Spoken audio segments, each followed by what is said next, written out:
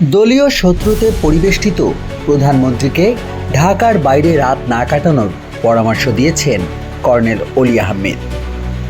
ঢাকার বাইরে রাত্রিযাপন না করতে প্রধানমন্ত্রী তারেক রহমানকে সতর্ক করেছেন এলডিপির চেয়ারম্যান ডক্টর কর্নেল অবসরপ্রাপ্ত অলি আহমেদ।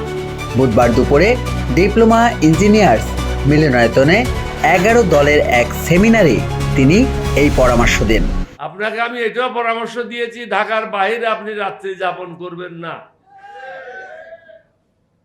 কারণ চারিদিকে আপনি শত্রু দ্বারা পরিবেষ্টিত।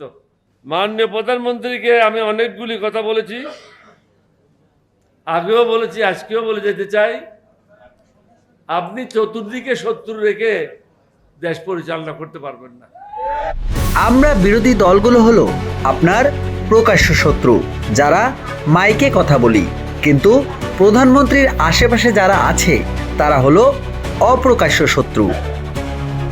আমরা হলাম আপনার প্রকাশ্য শত্রু, যা বলছি মাইকে বলছি, কিন্তু আপনার আশেপাশে যারা আছে তারা হলো অপ্রকাশ্য শত্রু।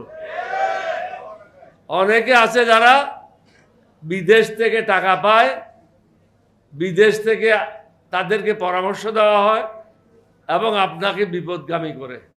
নেয়ামুন নাকিব, বাঙালিওয়ালা নিউজ বাংলা, ঢাকা।